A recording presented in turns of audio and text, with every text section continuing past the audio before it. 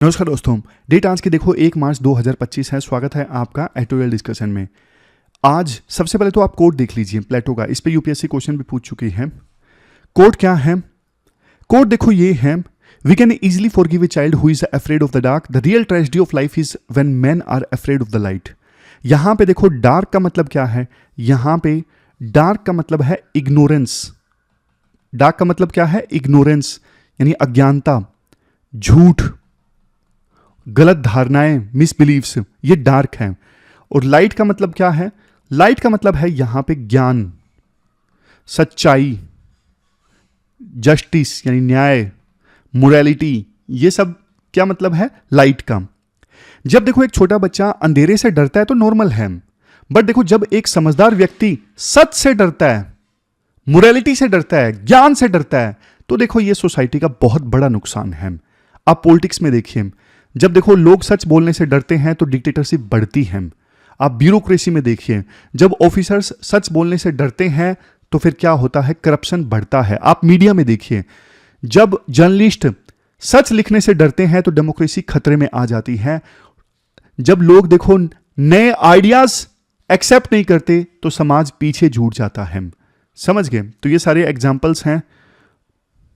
हम देखते हैं, देखो आज के समय में ना बहुत सारे लोग ऐसे हैं जो विसल ब्लो करते हैं, जो विसल ब्लोअर्स हैं, करप्शन को एक्सपोज करते हैं, बट देखो सिस्टम ना ऐसे लोगों को सप्रेस कर देता है। हम देखते हैं लोग ना असलियत जानने से डरते हैं क्योंकि वो अपनी कन्वीनियंस का सच सुनना चाहते हैं जो उनको सूट करता है। तो ये कोट है। आर्टिकल्स देखो आज हम 3 इश्यूज डिस्कस करेंगे। सबसे पहले हम ट्रिब्यून का आर्टिकल डिस्कस करेंगे, क्रिमिनलाइजेशन ऑफ पॉलिटिक्स। दूसरा आर्टिकल हम डिस्कस करेंगे इंडियन एक्सप्रेस का है, internationalisation of Indian campuses. Nepal की एक स्टूडेंट की सुसाइड से मौत हो गई वहाँ पे उड़ीसा के एक बीटेक कॉलेज में, जिसके बाद काफ़ी बड़ी कंट्रोवर्सी जनरेट हो गई थी। तो क्या हमारे कैंपसेस फॉरेन स्टूडेंट्स के लिए सेफ हैं? क्या वास्तव में हम इंटरनेशनलाइजेशन ला पा रहे हैं? बोलते तो हैं हम अपने आप को विश्व गुरु, बट ग्राउंड रियलिटी क्या है? तीसरा आर्टिकल हम वेटलैंड कंजर्वेशन से संबंधित डिस्कस करेंगे, ये द हिंदू का है। चलिए डिस्कशन स्टार्ट कर देते हैं। हमारी आज के डिस्कशन में फर्स्ट इंपॉर्टेंट आर्टिकल है क्रिमिनलाइजेशन ऑफ पॉलिटिक्स, यानी राजनीति में अपराधी प्रवृत्ति का बढ़ना। यह सिर्फ देखो भारत का नहीं बल्कि एक ग्लोबल चैलेंज है। लेकिन हमारे देश में क्रिमिनलाइजेशन ऑफ पॉलिटिक्स काफी ज्यादा गहरा हो चुका है। सुप्रीम कोर्ट ने हाल ही में कहा था कि एक कन्विक्टेड नेता को सिर्फ 6 साल तक चुनाव नहीं लड़ने दिया जाए, यह कहां तक उचित है? क्यों ना एक कन्विक्टेड लीडर को आजीवन बैन कर दिया जाए इलेक्शन लड़ने से? तो इस मामले में एक सुनवाई चल रही है। आप ना सिलेबस में जीएस पेपर सेकंड के इस टॉपिक से आर्टिकल को रिलेट कर सकते हो। क्रिमिनलाइजेशन ऑफ पॉलिटिक्स का मतलब आप समझ गए। जो आपराधिक इतिहास वाले लोग हैं वो देखो सरकार और पॉलिसी मेकिंग का हिस्सा बन जाते हैं, यानी एमपी या एमएलए बन जाते हैं। सुप्रीम कोर्ट और इलेक्शन कमीशन ऑफ इंडिया देखो बार बार इस ट्रेंड पर अपनी चिंता जता चुके हैं, लेकिन क्रिमिनलाइजेशन ऑफ पॉलिटिक्स कम होने का नाम नहीं ले रहा है। लोग ये कहते हैं, वो लोग जो देखो खुद कानून तोड़ते हैं, मतलब जो खुद अपराधी हैं, वो कानून कैसे बनाएंगे? यानी law breaker can not be law makers. ये समस्या कितनी गहरी है ये बताने के लिए मैं आपको थोड़ा डेटा देता हूं। डेटा देखिए, 2018 में ना 4075 एमपी या एमएलए ऐसे थे जिनके खिलाफ क्रिमिनल केसेस पेंडिंग थे, बट 2025 आते आते ये संख्या बढ़ के 4732 हो गई है। और जबकि देखो 4732 में से 559 केसेस तो ऐसे हैं जो पिछले 10 साल से ज्यादा समय से पेंडिंग हैं। 2024 का डेटा क्या कहता है? 2024 का डेटा ये कहता है कि हमारे देश में ना 40% एमपीज ऐसे हैं जिनके खिलाफ में क्रिमिनल केसेस पेंडिंग हैं। लोकसभा में 46% एमपीज ऐसे हैं जिनके खिलाफ क्रिमिनल केसेस पेंडिंग है। और राज्यसभा में देखो 33% एमपीज ऐसे हैं जिनके खिलाफ में क्रिमिनल केसेस पेंडिंग है। और स्टेट असेंबलीज में 44% एमएलए ऐसे हैं जिनके खिलाफ में क्रिमिनल केसेस पेंडिंग है। बस परसेंटेज याद रख लिया बहुत है, नंबर याद रखने की आवश्यकता नहीं है। स्टेट असेंबलीज में 44% एमएलए, लोकसभा में 40% और राज्यसभा में 46%। क्रिमिनलाइजेशन ऑफ पॉलिटिक्स को रोकने के लिए ना सुप्रीम कोर्ट ने कई कड़े फैसले लिए हैं। 2020 में ना सुप्रीम कोर्ट ने एक पॉलिटिकल पार्टी से ना एक बात पूछ ली कि भाई तुम लोग ना क्रिमिनल कैंडिडेट्स को टिकट देते हो क्यों? मतलब सुप्रीम कोर्ट ने पॉलिटिकल पार्टी से पूछ लिया 72 आवर्स के अंदर अंदर बताइए कि आप क्रिमिनल बैकग्राउंड के लोगों को टिकट क्यों देते हो, उनको नॉमिनेट क्यों करते हो? फिर देखो 2018 में सुप्रीम कोर्ट ने एक और अच्छा ऑर्डर दिया। सुप्रीम कोर्ट ने पॉलिटिकल पार्टीज को यह बोल दिया, आप ना कम से कम 3 अलग अलग मीडियम्स पर, जैसे for example TV news channel पर या फिर न्यूज़पेपर पर, रेडियो में, 3 अलग अलग मीडियम्स पर आप ये पब्लिश करो कि आपने कितने अपराधी प्रवृत्ति के लोगों को टिकट दिया है। 3 अलग अलग मीडियम पे आप ये पब्लिश करो। फिर देखो 2017 में सुप्रीम कोर्ट ने क्या किया था, स्पेशल कोर्ट्स बनाने का ऑर्डर दिया था। ऐसी special courts, fast track courts जो सिर्फ एमपीज और एमएलएस के केसेस सुनेंगे और कोई केस नहीं सुनेंगे, ताकि एमपीज और एमएलएस के अगेंस्ट जो केसेस पेंडिंग है ना, उनका निपटारा जल्दी से जल्दी हो सके। तो अभी देखो 11 राज्यों ने ना 12 स्पेशल कोर्ट्स गठित की है इस सिलसिले में। ये 11 राज्यों के नाम भी दिए हुए हैं जो आपको याद रखने की आवश्यकता नहीं है। फिर इसके बाद देखो 20वें लॉ कमीशन ने ना अपनी 244वीं रिपोर्ट में कुछ रिकमेंडेशंस दी थी। जैसे सबसे पहले डिसक्वालिफिकेशन जो होती है एमपी या एमएलए की, वो सिर्फ देखो कन्विक्शन होने पर नहीं, अगर किसी या एमपी या एमएलए के अगेंस्ट चार्जेस भी फ्रेम हो गए ना कोर्ट में, तभी उनका डिसक्वालिफिकेशन हो जाना चाहिए, बजाय इसके कि कंप्लीट कन्विक्शन का वेट किया जाए। दूसरी बात, लॉ कमीशन ने अपनी 244वीं रिपोर्ट में यह बोली थी, अगर कोई एमपी या एमएलए फॉल्स एफिडेविट देता है ना, तो देखो उसे कम से कम 2 साल की सजा होनी चाहिए। नेक्स्ट रिकमेंडेशन ये थी, तेजी से ट्रायल होने चाहिए फास्ट ट्रैक कोर्ट्स के माध्यम से, ताकि जल्दी से जल्दी कन्विक्शन हो और जल्दी से जल्दी डिसक्वालिफिकेशन हो उसके। तो ये सारी रिकमेंडेशन सुप्रीम कोर्ट ने क्या ऑर्डर्स दिए हैं, लॉ कमीशन ने क्या रिकमेंडेशंस दी हैं, वो सब हमने डिस्कस किया। बट देखो एक चीज मैं आपको बताता हूं, सरकार जो है ना, सरकार इन सब चीजों के अगेंस्ट है। सरकार ये कहती है, देखो किसी पॉलिटिशियन को कन्विक्ट होने के सूरत में 2 साल से अधिक सजा होने की सूरत में उसे लाइफ टाइम बैन करना है या नहीं करना है, ये पार्लियामेंट की पावर है। सुप्रीम कोर्ट इस पे फैसला नहीं दे सकती, जुडिशरी इस पे फैसला नहीं ले सकती, ये सरकार का कहना है। समझ गए? सरकार ये भी बोलती है, रिप्रेजेंटेशन ऑफ पीपल एक्ट 1951 के अंतर्गत पार्लियामेंट को पूरा पूरा अधिकार है इस इशू पे कानून बनाने का, जुडिशरी कानून नहीं बना सकती। देखो डॉक्टर अंबेडकर और डॉक्टर राजेंद्र प्रसाद दोनों ने ना एक बात बोली थी, संविधान तो हमने बढ़िया बना दिया, लेकिन कितना ही बढ़िया संविधान हो, अगर उसे इंप्लीमेंट करने वाले लोग खराब है ना, तो फिर कुछ फर्क नहीं पड़ता, संविधान बेकार ही रहेगा। अगर संविधान में बेशक कुछ कमियां हैं, लेकिन उसको इंप्लीमेंट करने वाले लोग अच्छे हैं, तो भी बढ़िया गवर्नेंस चलेगी। इसलिए लोगों पे बहुत कुछ डिपेंड करता है। लेकिन दिक्कत यह है, आज के समय में जो हमारे लीडर्स हैं ना, वो चाहते ही नहीं कि क्रिमिनलाइजेशन खत्म हो पॉलिटिक्स से। और आपको रीजंस बताऊं, आर्टिकल में ना 2 रीजंस बताए जाते हैं कि क्यों पॉलिटिकल पार्टीज अपराधी प्रवृत्ति के लोगों को टिकट देती हैं। सबसे पहला रीजन ये है विनेबिलिटी फैक्टर। विनेबिलिटी फैक्टर मतलब जीतने की क्षमता, जीतने की संभावना। देखो हर पार्टी ना 30% या 35% के आसपास क्रिमिनल बैकग्राउंड वाले कैंडिडेट्स को टिकट देती हैं।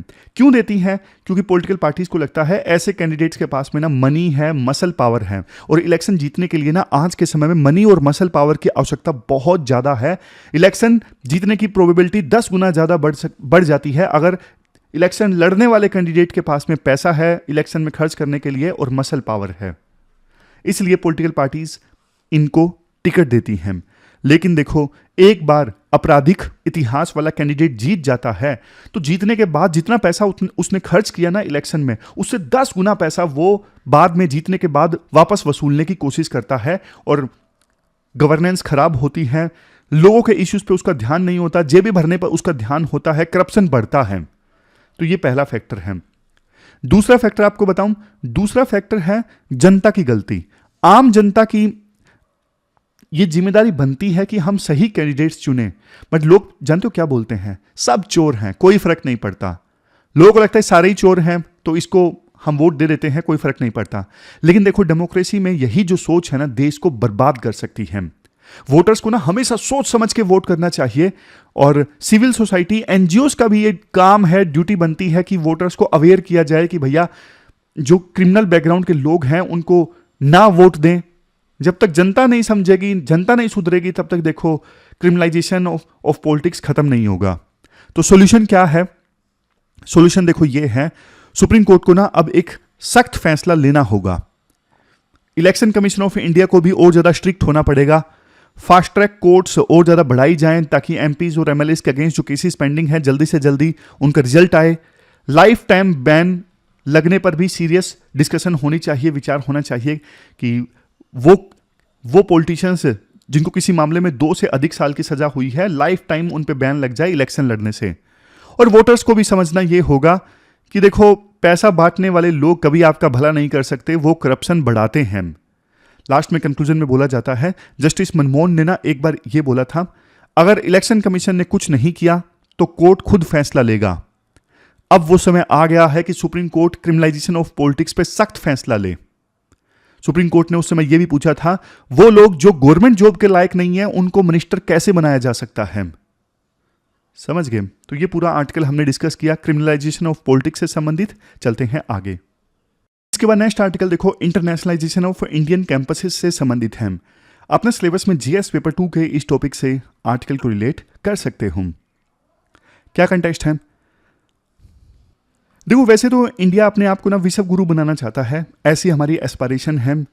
और हम देखो स्टडी इन इंडिया इनिशिएटिव से ना, एक इनिशिएटिव है सरकार का स्टडी इन इंडिया, इस इनिशिएटिव के माध्यम से ना फॉरेन स्टूडेंट्स को अट्रैक्ट भी कर रहे हैं कि वो यहाँ पे आके पढ़े हमारे देश में। बट देखो एक बड़ा सवाल ये उठता है, क्या हम फॉरेन स्टूडेंट्स को इंडिया में एक सेफ, इंक्लूसिव और स्पोर्टिव इन्वायरमेंट क्या उनको हम इंडिया में प्रोवाइड कर पा रहे हैं या फिर नहीं प्रोवाइड कर पा रहे हैं? हाल ही में ना एक घटना घटी, उड़ीसा के एक बीटेक कॉलेज में ना एक नेपाली स्टूडेंट ने सुसाइड कर लिया। और उसके बाद ना काफ़ी बड़ी कंट्रोवर्सी हो गई। नेपाल के प्रधानमंत्री तक ने ट्वीट कर दिया और नेपाल के जो स्टूडेंट्स थे वो एकजुट हो गए उस उड़ीसा के कॉलेज में, लेकिन उनके साथ में ठीक बिहेवियर नहीं हुआ। और बाद में नेपाल के प्रधानमंत्री ने ये तक कह दिया कि जो नेपाली स्टूडेंट्स वापस अपने देश में आना चाहते हैं नेपाल में तो वो आ सकते हैं। समझ गए? तो इस इशू को ना थोड़ा हम बड़े स्केल पे डिस्कस करते हैं। सबसे पहले इंटरनेशनलाइजेशन ऑफ हायर एजुकेशन का मतलब क्या है? इंपॉर्टेंट टॉपिक है, यूपीएससी इस पे क्वेश्चन पूछ सकती है। जब देखो कोई देश अपने हायर एजुकेशन सिस्टम को ना ग्लोबल लेवल पे ले जाता है तो उसे बोलते हैं इंटरनेशनलाइजेशन ऑफ हायर एजुकेशन।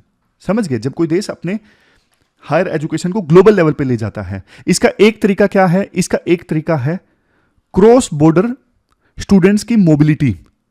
मतलब जैसे फॉरेन स्टूडेंट्स इंडिया आते हैं तो ये क्या है? ये इंटरनेशनलाइजेशन ऑफ हायर एजुकेशन है। दूसरा तरीका क्या है? दूसरा तरीका ये है इंटरनेशनलाइजेशन एट होम, मतलब जिसमें हम अपने कोर्सेज और करिकुलम को ग्लोबल स्टैंडर्ड्स के हिसाब से डिजाइन करते हैं। पॉइंट समझ गए?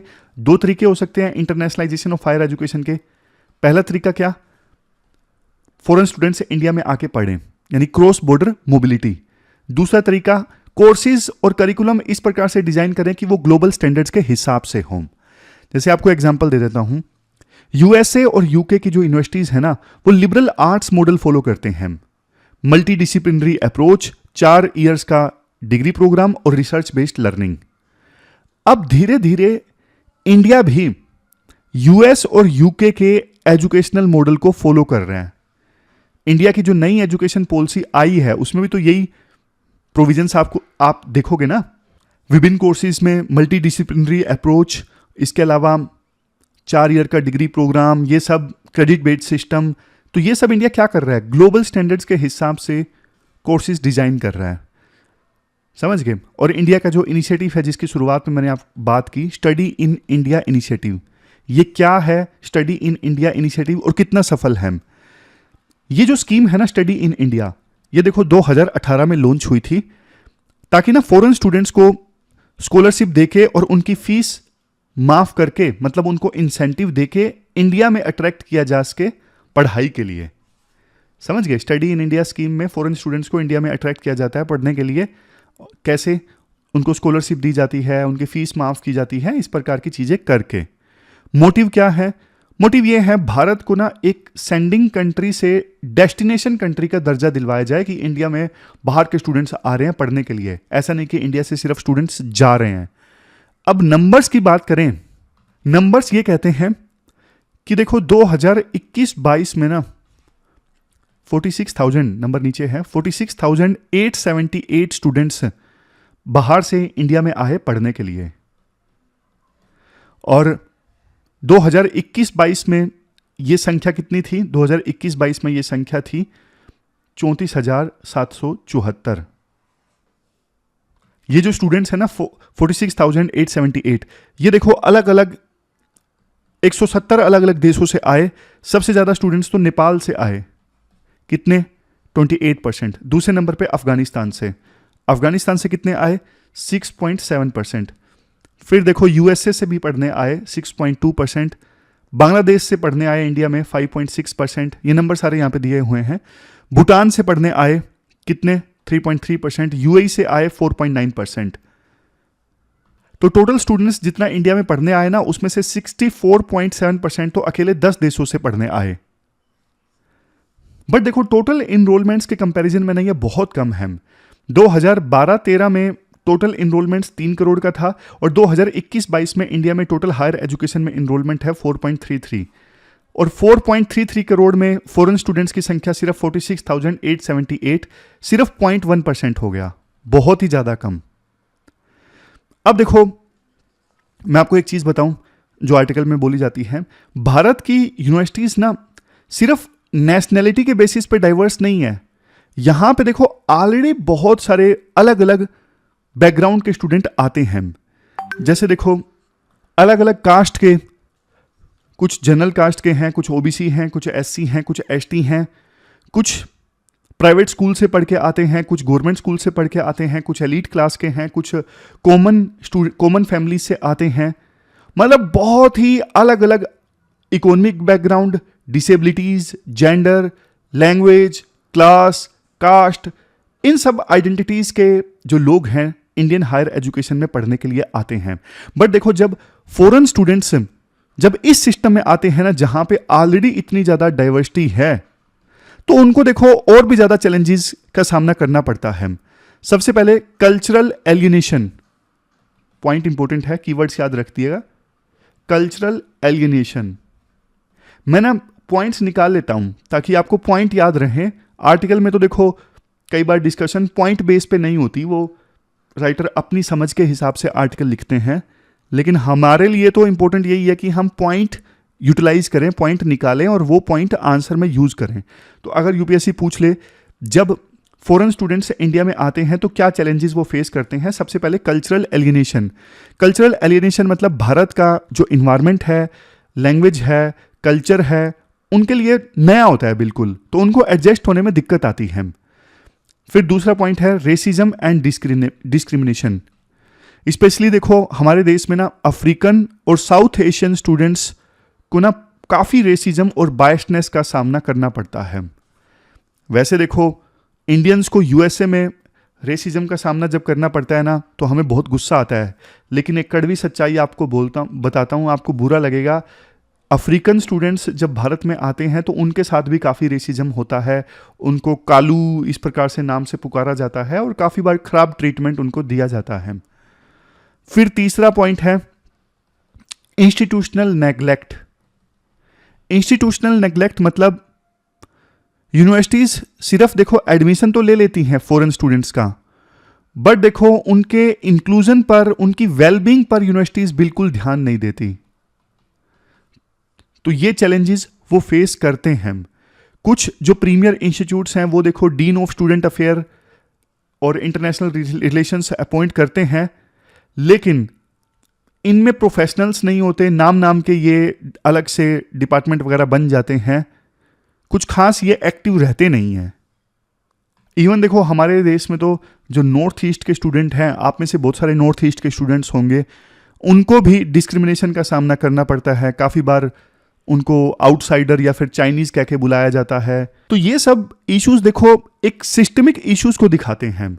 हम सिर्फ देखो दिखाने के लिए डाइवर्सिटी की बात करते हैं, बट रियल इंक्लूजन अभी तक हम खास करके यूनिवर्सिटीज में तो नहीं ला पाए हैं। क्या डाइवर्सिटी के लिए कोई इंस्टीट्यूशनल मैकेनिज्म है? देखो, जैसे मैंने आपको बताया, ये थोड़ी देर पहले आया था ना, भारत में SC/ST cell, gender cell, equal opportunity office, student grievance redressal committee, इसके अलावा SEDG सेल यानी सोशियो इकोनॉमिकली डिसएडवांटेज ग्रुप, ये सब बना तो दिए जाते हैं UGC की गाइडलाइंस के अकॉर्डिंग, बट देखो ये सिर्फ बना दिए जाते हैं, एक्टिविटी नहीं होती। जैसे मैंने आपको बताया, यूनिवर्सिटीज में ट्रेन प्रोफेशनल्स नहीं होते जो स्टूडेंट्स अफेयर को हैंडल कर सकें। फैकल्टी मेंबर्स को ये काम दे दिया जाता है जो उनका प्राइमरी रोल नहीं होता, इस वजह से उन्हें कोई इंटरेस्ट भी नहीं होता इसे करने में। तो वे फॉरवर्ड इंपॉर्टेंट है। मैं आपको कुछ पॉइंट देता हूं, वे फॉरवर्ड में आप क्या बोल सकते हो। सबसे पहले देखो, स्टूडेंट फीडबैक सिस्टम, एक ना नेशनल, स्टेट या फिर इंस्टीट्यूशनल लेवल पे सिस्टम बनाया जाए जो हर साल स्टूडेंट से ना फीडबैक ले कि उनका एक्सपीरियंस कैसा है, और उनका एक्सपीरियंस फिर इस्तेमाल किया जाए पॉलिसी मेकिंग में और रिफॉर्म लाने के लिए। अब आता है दूसरा पॉइंट। दूसरा पॉइंट ये है, यूनिवर्सिटीज को ना ट्रेन्ड प्रोफेशनल्स हायर करने चाहिए जो स्टूडेंट्स के मेंटल हेल्थ, डाइवर्सिटी और वेलबींग पे काम कर सकें। जैसे देखो, USA में ना जो यूनिवर्सिटीज हैं वहां पे प्रोफेशनल्स होते हैं जो स्टूडेंट डाइवर्सिटीज को हैंडल करते हैं। और फिर है तीसरा पॉइंट, इवन फैकल्टीज और स्टाफ को भी ना कल्चरल सेंसिटिविटी और डाइवर्सिटी के बारे में ना सेंसिटाइज किया जाए, मतलब उन्हें संवेदनशील बनाया जाए कि डाइवर्सिटी को आपको कैसे हैंडल करना है, अलग अलग आइडेंटिटीज के लोगों को कैसे एम्पैथी से ट्रीट करना है, ताकि यूनिवर्सिटीज और जो कॉलेजेस हैं ना वो बिल्कुल सेफ रहें और बाहर से जो स्टूडेंट्स आते हैं वो जल्दी से घुल मिल सके। फिर देखो, एक पॉइंट तो शुरू में हो ही गया था कि कोर्सेज को ग्लोबल स्टैंडर्ड्स के हिसाब से डिजाइन करना चाहिए। लास्ट में कंक्लूजन में यही बोला जाता है, सिर्फ देखो फॉरेन स्टूडेंट्स को बुलाना विश्व गुरु की गारंटी नहीं है। रियल इंक्लूसिविटी तभी आएगी जब स्टूडेंट्स यहाँ पे सेफ फील करें, रिस्पेक्टेड फील करें और वैल्यूड फील करें। डाइवर्सिटी सिर्फ देखो नंबर्स का गेम नहीं है कि हाँ बाहर से पढ़ने आ रहे हैं तो डाइवर्सिटी देखने को मिल रही है, नहीं। डाइवर्सिटी लाना एक रियल एफर्ट है, वो तभी आएगी जब हम सिस्टम को ग्राउंड पे इंक्लूसिव बनाएंगे। तो ये पूरा आर्टिकल हमने डिस्कस किया, अच्छा आर्टिकल था। चलते हैं आगे। इसके बाद देखो, नेक्स्ट इंपॉर्टेंट आर्टिकल वेटलैंड से संबंधित है। आप सिलेबस में GS पेपर 3 के इन टॉपिक से आर्टिकल को रिलेट कर सकते हो। सबसे पहले देखो, हम बेसिक समझ लेते हैं वेटलैंड होता क्या है। वेटलैंड देखो वो जगह होती है जहां पे पानी या तो देखो परमानेंटली या फिर सीजनली जमा रहता है। अब ये देखो, फ्रेश वाटर वाली बॉडी हो सकती है, ब्रैकिश वाटर वाली बॉडी हो सकती है, या फिर साल्ट वाटर वाली बॉडी भी हो सकती है। वेटलैंड्स में आप लेक्स को काउंट कर सकते हो, रिवर्स को, फ्लड प्लेन्स को, मैनग्रोव्स को, मार्सिस को, इवन देखो जो चावल वाले खेत होते हैं ना, पैडी फील्ड्स, जहां पे पानी जमा रहता है सीजनली, वो भी वेटलैंड्स की कैटेगरी में आते हैं। अभी कंटेक्स्ट ये है, मेघालय हाईकोर्ट ने ना एक संज्ञान लिया है अपने आप से पब्लिक इंटरेस्ट लिटिगेशन पे, ताकि स्टेट में ना मेघालय में जो वेटलैंड्स हैं उनके कंजर्वेशन को मॉनिटर किया जा सके। वैसे आपको बताऊं वेटलैंड जरूरी क्यों है, वो देखो घिसे पोटे पॉइंट है। वेटलैंड क्यों जरूरी है, जैसे कि इकोसिस्टम की सर्विसेज प्रोवाइड करते हैं वेटलैंड्स, जैसे फ्लड कंट्रोल है, ग्राउंड वाटर को रिचार्ज करना है, वाटर प्यूरिफिकेशन है, बायोडाइवर्सिटी कंजर्वेशन है, इन सब के लिए वेटलैंड्स जो हैं वो एसेंशियल हैं। इसके अलावा वेटलैंड्स फिशरीज, टूरिज्म, एग्रीकल्चर और लाइवलीहुड का भी मेजर सोर्स है। क्लाइमेट चेंज को एड्रेस करने में भी वेटलैंड्स का बड़ा रोल है, क्योंकि वेटलैंड्स जो हैं वो कार्बन को एब्जॉर्ब कर लेते हैं और ग्लोबल वार्मिंग कम करते हैं, तो क्लाइमेट चेंज एड्रेस करते हैं। अब यहां पे ना कुछ डेटा है। वेटलैंड्स देखो दुनिया का ना सिर्फ 6% एरिया कवर करते हैं, 6% एरिया कवर करते हैं, बट हैरानी वाली बात यह है 40.6% ग्लोबल इकोसिस्टम की सर्विसेज प्रोवाइड करते हैं। बट देखो चिंता की बात यह है 1900 के बाद से ना 50% वेटलैंड्स खत्म हो चुके हैं। इवन 1970 से लेकर 2015 तक वेटलैंड्स का एरिया जो है वो 35% गिर गया है। वेटलैंड स्पीसीज भी खतरे में है। इनलैंड वेटलैंड्स का ना 81% और कोस्टल स्पीसीज का 36% जो है वो डिक्लाइन हो चुका है। ये एक इंडेक्स है वेटलैंड एक्सटेंड ट्रेंड्स। ये इंडेक्स ये बताता है कि हर साल वेटलैंड्स का ना 0.78% लॉस हो रहा है, जो देखो नेचुरल वेजिटेशन से ना 3 गुना ज़्यादा है। नेचुरल वेजिटेशन का हर साल जितना लॉस होता है ना, उससे 3 गुना ज़्यादा लॉस होता है वेटलैंड का। वेटलैंड को कंजर्व करने के लिए ना एक इंपॉर्टेंट कन्वेंशन है, रामसर कन्वेंशन। उसके बारे में अभी हम डिस्कस करेंगे, जो आर्टिकल में दिया हुआ है, जिसे हम प्री में पढ़ते हैं। बट उससे पहले ना मैं आपको ये बताता हूँ वेटलैंड्स को कंजर्व करने में चैलेंजेस क्या क्या हैं। ये थोड़े स्टैटिक के पॉइंट्स हैं, इसलिए बता देता हूँ। सबसे पहले है अर्बनाइजेशन एंड इंफ्रास्ट्रक्चर डेवलपमेंट। देखो, बड़े शहर जैसे मुंबई है, मुंबई ने ना अपने 71% वेटलैंड्स को खो दिया है, 71%। और कोलकाता जैसे जो सिटीज़ है ना, वहाँ पे भी वेटलैंड्स का एरिया 36% तक घट चुका है। तो ये एक बड़ी समस्या है। अर्बनाइजेशन और इंफ्रास्ट्रक्चर जैसे जैसे डेवलप हो रहा है ना, जैसे पहले नदी के आसपास एरिया हुआ करता था, आजकल उस पर इंफ्रास्ट्रक्चर डेवलप हो जाता है, धीरे धीरे फिर वो नदी या नाला पूरी तरह से सूख जाता है। तो ये पहला रीज़न है। दूसरा है एग्रीकल्चर एक्सपेंशन एंड एंक्रोचमेंट। होता देखो ये है, जहाँ पे पहले वेटलैंड हुआ करते थे, वहाँ पे अब पैडी की खेती स्टार्ट कर दी गई है, या फिर एक्वाकल्चर स्टार्ट कर दिया गया है। मतलब लैंड यूज चेंज जो हो रहा है ना, तो उससे भी वेटलैंड्स पे असर पड़ता है। तीसरा है pollution and climate change. Industrial waste और जो अनट्रीटेड सीवरेज का कचरा वगैरह है ना, वो देखो वेटलैंड्स में बहा दिया जाता है, जिससे वेटलैंड डिग्रेड हो जाते हैं। फिर है governance issues and lack of implementation. देखो, अगर किसी वेटलैंड को सिर्फ रामसर साइट का टैग दे दिया जाता है, तो इसका मतलब ये थोड़ी ना कि वो अपने आप अब कंजर्व हो जाएगा, अपने आप वो ठीक हो जाएगा। नहीं, हमें देखो गवर्नेंस इंप्रूव करनी होगी और प्रॉपर मॉनिटरिंग करनी होगी उस वेटलैंड को, तभी तो वो ठीक होगा ना। तो ये कुछ चैलेंजेस हैं। अब मैं आपको बताता हूँ रामसर जो कन्वेंशन है उसके बारे में। रामसर कन्वेंशन देखो एक इंटरनेशनल ट्रीटी है, जो देखो वेटलैंड कंजर्वेशन और सस्टेनेबल यूज को प्रमोट करती है। कब आई थी? 1971 में। रामसर नाम इसलिए आया क्योंकि ये कन्वेंशन साइन हुई थी ईरान के शहर रामसर में। हर साल 2 फरवरी का जो दिन है वो वर्ल्ड वेटलैंड डे के रूप में सेलिब्रेट किया जाता है। और थीम, इस बार की थीम थी protecting wetlands for our common future. वैसे देखो, इंडिया जो है वो रामसर कन्वेंशन का सिग्नेटरी है। इंडिया में टोटल रामसर कन्वेंशन की कितनी साइट्स हैं ये आप बताओ, हमने डिस्कस किया था करंट अफेयर में। अब ये भी चेंज हुआ है। रामसर साइट्स कितनी हैं इंडिया में, कमेंट बॉक्स में आप बताओ। इंडिया में जो रामसर साइट्स है ना, वो इंडिया के टोटल एरिया का ऑलमोस्ट 1.33 मिलियन हेक्टेयर है। रामसर कन्वेंशन के तहत ना कॉन्फ्रेंस ऑफ पार्टीज की 14वीं जब मीटिंग हुई थी ना, कॉन्फ्रेंस ऑफ पार्टीज की 14वीं मीटिंग हुई थी, तो उसमें इस बात पे फोकस किया गया था कि वेटलैंड कंजर्वेशन पर ना अलग से नहीं, बल्कि देखो ग्लोबल पॉलिसीज के साथ इंटीग्रेट करके वेटलैंड कंजर्वेशन पे ध्यान देने की आवश्यकता है।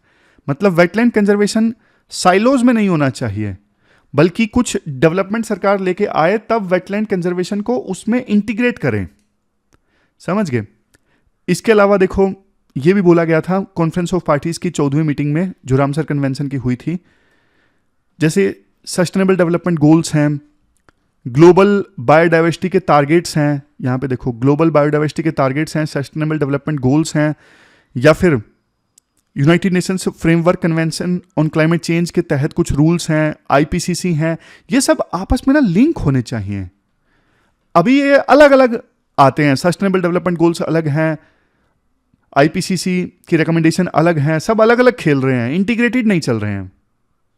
एक स्टडी है, इसको आप कोट कर सकते हो, इंपॉर्टेंट है। कोलंबिया में ना काली सिटी है, वहां पे एक स्टडी कंडक्ट हुई थी जिसमें यह बोला गया 1 हेक्टेयर वेटलैंड का नुकसान होने पे ना $76,827 का एनुअल इकोनॉमिक डैमेज होता है। समझ गए? 1 हेक्टेयर वेटलैंड का नुकसान हुआ ना, तो साल में $76,827 का इकोनॉमिक डैमेज होगा पर ईयर। हमेशा के लिए नहीं, पर ईयर है। और खास करके देखो अर्बन और पेरी अर्बन एरियाज के लिए ना वेटलैंड्स को कंजर्व करना बहुत ज्यादा जरूरी है। क्योंकि पेरी अर्बन एरिया में अगर 1 हेक्टेयर वेटलैंड का नुकसान होता है तो फिर इकोनॉमी को डैमेज पहुंचता है 30,354। तो लास्ट में वे फॉरवर्ड में क्या बोला जाता है आर्टिकल में? वे फॉरवर्ड में देखो ये बोला जाता है, सबसे पहले ना इंटीग्रेटेड मैनेजमेंट अप्रोच होनी चाहिए, जो हमने डिस्कस की। वेटलैंड्स को urban planning, water management, disaster mitigation, इन सब के साथ इंटीग्रेट करो। और जो हमने वो डिस्कस किया था, United Nations framework convention on climate change, sustainable development goals, उनको भी आपस में इंटीग्रेट करो। वेटलैंड्स को अलग से कंजर्व करने के बारे में मत सोचो, इंटीग्रेट करके चलो बाकियों के साथ में। फिर देखो कुछ हमारे देश में जो रूल्स हैं, जैसे वेटलैंड को प्रोटेक्ट करने के लिए रूल्स हैं 2017 के, वेटलैंड रूल्स 2017, और national plan for conservation of aquatic ecosystem, NPCA। क्या है ये? National plan for conservation of aquatic system. इन सब रूल्स को ना, जो भी वेटलैंड को प्रोटेक्ट करने के लिए है, इनका इफेक्टिव इंप्लीमेंटेशन होना चाहिए, सिर्फ रूल बनाना ही काफी नहीं है। नेक्स्ट है, वेटलैंड के आसपास जो लोकल कम्युनिटीज है ना, उनको इन्वॉल्व करो, लोकल गवर्नमेंट को स्ट्रेंथन करो वेटलैंड को प्रोटेक्ट करने के लिए। फिर देखो वेटलैंड को प्रोटेक्ट करने के लिए ना कुछ रिजुवनेशन के प्रोजेक्ट हैं, वेटलैंड को रीस्टोर करने के लिए जो खराब हो चुके हैं। तो वो जो रिजुवनेशन के प्रोजेक्ट्स हैं ना, उनको फास्ट ट्रैक करना होगा। समझ गए? क्लाइमेट पॉलिसीज और इकोनॉमिक डेवलपमेंट दोनों के साथ साथ देखो वेटलैंड कंजर्वेशन को लिंक करना होगा।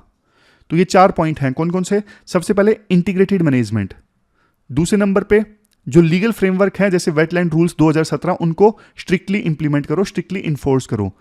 तीसरा, पब्लिक पार्टिसिपेशन एंड अवेयरनेस। चौथा, रिस्टोरेशन प्रोजेक्ट जो है उनको फास्ट ट्रैक करो। कंक्लूजन में देखो यही बोला जाता है, वेटलैंड सिर्फ देखो इकोलॉजिकल जोन्स नहीं है, बल्कि इकोनॉमिक और सोशल सिक्योरिटी के भी बहुत इंपॉर्टेंट पिलर्स हैं। इंडिया में वेटलैंड्स का सस्टेनेबल मैनेजमेंट जरूरी है, अदरवाइज बहुत नुकसान हो जाएगा। तो ये पूरा आर्टिकल हमने डिस्कस किया। अब लास्ट में देख लेते हैं कौन कौन से आर्टिकल्स आज हमने डिस्कस किए। हमने क्रिमिनलाइजेशन ऑफ पॉलिटिक्स वाला आर्टिकल डिस्कस किया, किस प्रकार से एमपीज और एमएलएज जिनके खिलाफ क्रिमिनल केसेस पेंडिंग है, ऐसे लोगों की संख्या बढ़ी है, क्यों टिकट देते हैं। विनेबिलिटी फैक्टर, ये पैसा लगा सकते हैं, मसल पावर होती है, लेकिन आम जनता भी उतना ही रिस्पॉन्सिबल है जो ये मान के चलती है कि सब चोर हैं और वो ध्यान नहीं देती किसको वो वोट दे रहे हैं। सुप्रीम कोर्ट ने कुछ अच्छे फैसले किए हैं, जैसे 2020 में उन्होंने पॉलिटिकल पार्टी से पूछा 72 घंटों में बताओ कि क्रिमिनल बैकग्राउंड के लोगों को क्यों टिकट देते हो। 2018 में बोला कितने क्रिमिनल बैकग्राउंड के लोगों को टिकट दिया है, 3 अलग अलग मीडियम पे पब्लिश करो। 2017 में ये बोला special fast track courts establish करो जहां पे सिर्फ एमपीज और एमएलएज के केस सुने जाएं। तो ये कुछ संख्या भी हमने डिस्कस की, डेटा जो आप यूज कर सकते हो आंसर्स में। फिर हमने वो वाला पॉइंट डिस्कस किया, अंबेडकर और राजेंद्र प्रसाद ने बोला था संविधान चाहे कैसा भी हो, उसको चलाने वाले लोग सही होने चाहिए। तो एक्शन लेना होगा, सुप्रीम कोर्ट को, सिविल सोसाइटी को भी दुरुस्त होना पड़ेगा, अवेयरनेस फैलानी पड़ेगी वोटर्स में। सारे पॉइंट्स हमने डिस्कस किए। इंटरनेशनलाइजेशन ऑफ हायर एजुकेशन वाला आर्टिकल हमने डिस्कस किया। सिर्फ देखो नंबर्स दिखाने से डाइवर्सिटी नहीं आती। स्टडी इन इंडिया इनिशिएटिव सरकार ने लॉन्च किया था 2018 में, ताकि फॉरेन स्टूडेंट्स को इंडिया में अट्रैक्ट किया जा सके। बट कैसा ट्रीटमेंट उनको दिया जाता है फॉरेन स्टूडेंट्स को, वो मैटर करता है। क्या वो फॉरेन स्टूडेंट्स इंडिया में आके सेफ महसूस करते हैं या फिर नहीं करते हैं। अभी तो फिलहाल देखो कुछ इंसिडेंट्स ऐसे हुए जिनसे पता लगता है कि फॉरेन स्टूडेंट्स विदेश में रेसिज्म फेस करते हैं, अलग अलग तरह के चैलेंजेस फेस करते हैं। तो इन सब चीज़ों को ना एड्रेस करने की आवश्यकता है। अभी जैसे SC/ST सेल हैं, जेंडर सेल्स हैं, इक्वल अपॉर्चुनिटी ऑफिस हैं, ये सब इस्टेब्लिश तो कर दिए सरकार ने, बट ये नाम के हैं, इनमें प्रोफेशनल्स नहीं हैं। लास्ट में वेटलैंड कंजर्वेशन से संबंधित आर्टिकल हमने डिस्कस किया। मेघालय हाईकोर्ट ने सुमोटो नोटिस लिया है एक PIL का, राज्य में जो वेटलैंड कंजर्वेशन के प्रयास हो रहे हैं उनको मॉनिटर करने से संबंधित। वेटलैंड्स बहुत जरूरी हैं, लेकिन देखो दिक्कत ये है एरिया बहुत तेजी से कम हो रहा है। ये देखो हर साल 0.78% वेटलैंड का एरिया कम हो जाता है, जो नेचुरल वेजिटेशन से 3 गुना ज़्यादा है। वेटलैंड काफ़ी तरह की सर्विसेज प्रोवाइड करते हैं, जैसे इकोसिस्टम और ग्राउंड वाटर रिचार्ज, ये सब हमने डिस्कस किया। कंजर्वेशनल चैलेंजेस क्यों हैं? अर्बनाइजेशन हो रहा है बहुत तेज़ी से, और इसके अलावा ऑलरेडी जो रूल्स हैं उनका इन्फोर्समेंट नहीं होता। तो इसलिए राइटर सजेस्ट करते हैं इंटीग्रेशन होना चाहिए मैनेजमेंट में, ऑलरेडी जो रूल्स हैं इनका इफेक्टिव इन्फोर्समेंट होना चाहिए। तो ये सब पॉइंट्स हमने डिस्कस किए। क्वेश्चन भी इसी से संबंधित आपको अटेम्प्ट करना है। 250 वर्ड्स में क्वेश्चन का आंसर देना है। 15 मार्क्स का ये क्वेश्चन है। तो ये थी हमारी आज की डिस्कशन। कल मिलते हैं फिर से एक नई डिस्कशन के साथ। तब तक आप अपना ध्यान रखिए, अच्छे से पढ़िए। Thank you very much for discussion.